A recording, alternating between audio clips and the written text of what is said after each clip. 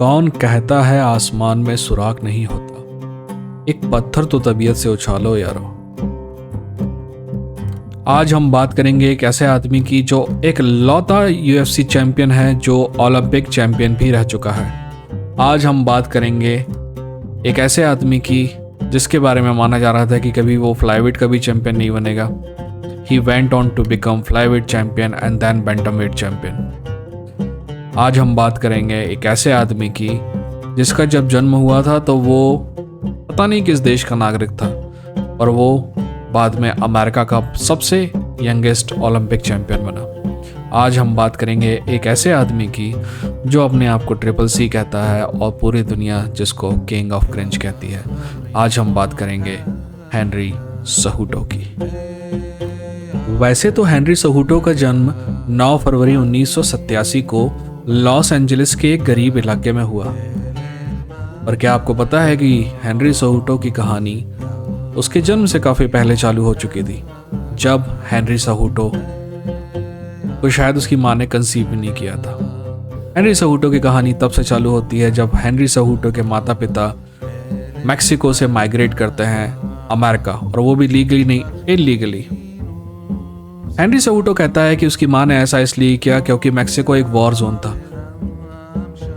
Interesting बात यह है कि आप लोग को समझना होगा कि आखिर क्यों लैटिन अमेरिका वॉर जोन है, आखिर क्यों लैटिन अमेरिका से लोग भाग भाग के अपनी जान हथेली में रख के अमेरिका आते हैं। मैंने जब ग्लोवर तिशोरो की बायोग्राफी की थी तो उस पर बात की थी, है ना, वो भी लैटिन अमेरिका में है।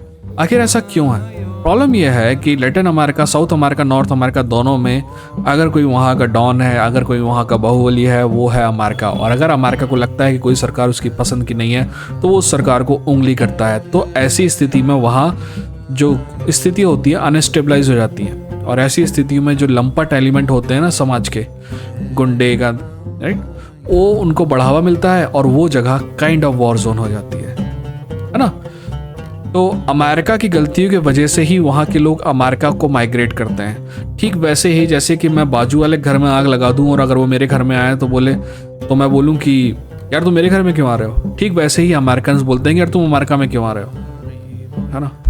तो ये बात है। एक और बात, लॉस एंजलिस में पैदा हुआ और हेनरी सहूटो का कहना है कि he is a proud American. But कभी ध्यान दिया है कैलिफोर्निया के शहरों के नाम? Los Angeles, San Francisco, Santa Fe, Sacramento. ध्यान से सुनो फिर से, Sacramento, Santa Fe, Los Angeles, San Francisco. इनमें से कोई भी इंग्लिश नाम नहीं है। पता है क्यों? क्योंकि यहाँ अंग्रेजों का राज था ही नहीं। सारे के सारे नाम हिस्पैनिक हैं, क्योंकि ये सब मैक्सिको का पार्ट हुआ करते थे। तो एक प्रकार से देखा जाए तो उसकी माँ मैक्सिको के एक पार्ट से दूसरे पार्ट में माइग्रेट कर रही थी। मेरा कम से कम देखने का नजरिया यही है। खैर, जैसे तैसे हेनरी सहूटो का जन्म हुआ 19 फरवरी 1987 को लॉस एंजलिस के एक गैटो में, यानी कि बहुत गरीब इलाके में। गरीबी के हालात ये थे कि हेनरी सहूटो और उसके जो भाई बहन थे, कपड़े जो है वो शेयर करते थे। अगर बड़ा भाई होता था तो वो बटन खुली रखता था ताकि छोटा भाई उस शर्ट को पहन सके। छोटा भाई बटन लगाता था, और बड़ा भाई को क्योंकि वो शर्ट छोटी होती थी तो वो बटन खुली रखता था। हेनरी सहूटो का बाप एक नंबर का, क्या कहेंगे उसको, कायर टाइप का आदमी था। एक बार तो इनके क्रिसमस के पैसे भी हेनरी सहूटो का बाप ले गया और ड्रग्स में यूज कर लिया। एक प्रकार से बाप तो था हेनरी सहूटो का, पर हेनरी सहूटो बिना बाप के ही पैदा हो रहा था। बिना बाप के पैदा नहीं हो रहा था, बिना बाप के बड़ा हो रहा था। हेनरी सहूटो का कहना है कि उसकी ज़िंदगी में उसने जो कुछ भी हासिल किया है वो उसकी माँ की वजह से हासिल किया है। उसकी माँ ने उसमें वर्क एथिक डाला, जिसकी वजह से हेनरी सहूटो आज यहाँ पे है। हेनरी सहूटो को याद है कि 6 साल की उम्र से मैक्सिकन आइसक्रीम के लिए उसके बाप और उसके बाप के दोस्त उन सब बच्चों को लड़वाते, और वहीं से हेनरी सहूटो ने रेसलिंग चालू की एक आइसक्रीम के खातिर। 10 साल की उम्र आते आते तक हेनरी सहूटो जो है बाकायदा रेसलिंग करने लगा। 17 साल की उम्र पहुंचते तक हेनरी सहूटो ने 100 से ज़्यादा कंपटीशन जीत चुके थे। 100 से ज़्यादा कंपटीशन। अपने को 100 से ज़्यादा कंपटीशन हमने देखे भी नहीं है। हेनरी सहूटो उतने कंपटीशन जीत चुका था 17 साल की उम्र में। तभी उसे ओलंपिक ट्रेनिंग सेंटर जो है अमेरिका का, वहाँ से फोन आता है ताकि वो ज्वाइन कर सके। हेनरी सहूटो उस ओलंपिक सेंटर को ज्वाइन करता है और ओलंपिक सेंटर एक ऐसी जगह है जहाँ पे आपको रहना भी है, प्रैक्टिस भी करना है ताकि आपका ध्यान ना भटके। हाँ, ओलंपिक सेंटर के प्लान के अनुसार हेनरी सेहूटो को लगातार 8 साल हाईएस्ट दर्जे की ट्रेनिंग दी जाएगी ताकि वो 2012 के ओलंपिक में पदक जीत सके। पर हेनरी सेहूटो साहब बहुत जल्दी में था। उसने 2008 में ही बीजिंग ओलंपिक में पदक जीत के दिखाया, और जब वो पदक जीता तो उसकी उम्र थी 21 साल, जो कि अब तक के यूएस के इतिहास में सबसे यंगेस्ट ओलंपिक चैंपियन था। और ये जो डिवीज़न जिसमें रेसलिंग कर रहा था हेनरी सेहूटो, तो वो था 121 पाउंड डिवीज़न। जब हेनरी सेहूटो के सम्मान में एक समारोह रखा गया, बड़े बड़े नेता लोग आए, तो उन्होंने जब बात की हेनरी सेहूटो से, तो हेनरी सेहूटो ने कहा, सर मेरी माँ को सिटीजनशिप दे दीजिए। आपको पता हेनरी सेहूटो की माँ ओलंपिक मेडल जीतने के बाद, हेनरी सेहूटो के ओलंपिक मेडल जीतने के बाद अमेरिकन सिटीजन बनी, है ना। बात आगे बढ़ती है। हमेशा हेनरी सेहूटो की कहानी हंकी डोरी नहीं रही। हेनरी सेहूटो ने 2012 के ओलंपिक के लिए भी ट्राई किया, बट ट्राई आउट में वो फेल हो गया। ड्रग टेस्ट में फेल नहीं हुआ। कंपटीशन हेनरी सेहूटो से आगे निकल चुका था। तो हेनरी सेहूटो ने सोचा कि अब ठीक है, अब लेन चेंज की जाए, और हेनरी सेहूटो ने एमएमए चुना। लगातार 2 साल रीजनल टूर्नामेंट में भाग लेके वहां के चैंपियन बनने के बाद हेनरी सेहूटो को यूएफसी से बुलावा आया, और हेनरी सेहूटो ने 2014 में यूएफसी ज्वाइन कर ली। हेनरी सेहूटो ने 4 फाइट यूएफसी में लगातार जीती, और जिसकी वजह से हेनरी सेहूटो को टाइटल शॉट मिला greatest of all time Demetrious Johnson के खिलाफ। इस फाइट में हेनरी सेहूटो बुरा नहीं कर रहा था, बट एक बॉडी शॉट की वजह से हेनरी सेहूटो इस फाइट में टीकेओ हो गया, और हेनरी सेहूटो को अपनी ज़िंदगी का पहला लॉस देखना पड़ा। पर लगता है कि इस बार भगवान हेनरी सेहूटो की तरफ सही नज़र से नहीं देख रहे थे। इसकी अगली ही फाइट हेनरी सेहूटो की जोसेफ बेनाविडेस से हुई, जहां पर हेनरी सेहूटो को अपनी ज़िंदगी का दूसरा लॉस मिला। और दोस्त ध्यान रखना, ये हेनरी सेहूटो है, ये ट्रिपल सी वैसे ही नहीं है।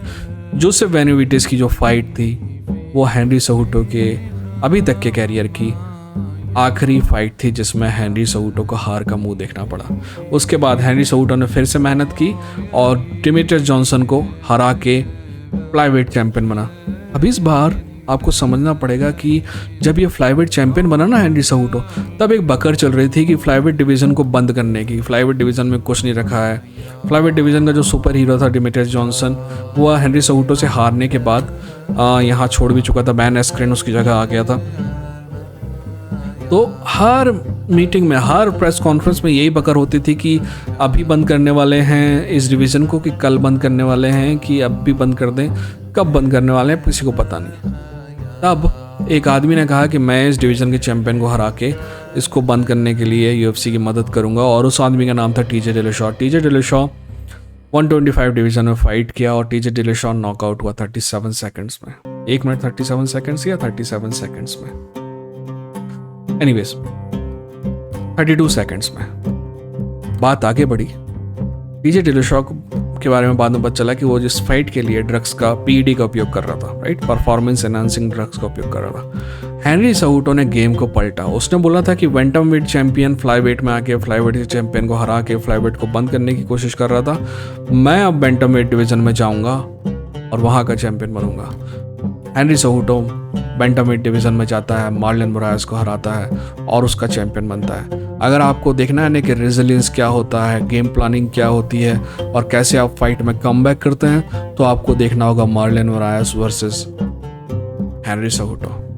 हेनरी सेहूटो यही नहीं रुकता है। हेनरी सेहूटो उन चैंपियन में से नहीं है जो एक बार चैंप बनने के चक्कर में एक बार चैंपियनशिप जीतते हैं और फिर सीधे नेक्स्ट वेट क्लास में चले जाते हैं। जैसे कि हेनरी सेहूटो ने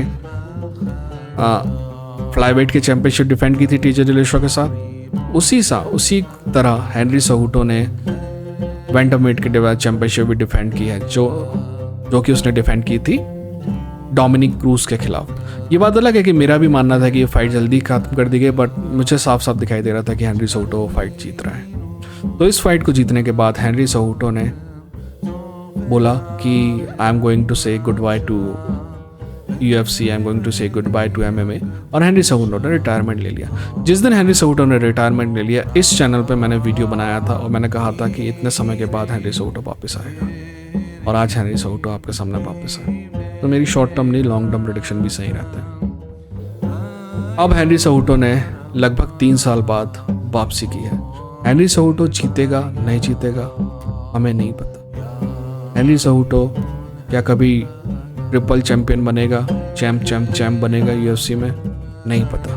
हेनरी सेहूटो पर अगर आज के बाद एक भी फाइट नहीं जीतेगा तो भी वो ग्रेटेस्ट ऑफ ऑल टाइम की गिनती में तो आएगा ही आएगा। One of the greatest of all time की गिनती में तो आएगा ही आएगा। अब चाहे जो भी करो, उसका ओलंपिक मेडल जो है उसको दूसरों से बेहतर बनाता है। ये था इंडियन फाइट जंगी। अपनों का ख्याल रखें और अपना भी ख्याल रखें। ये था इंडियन फाइट जंगी। लड़ेंगे, जीतेंगे। ठीक है।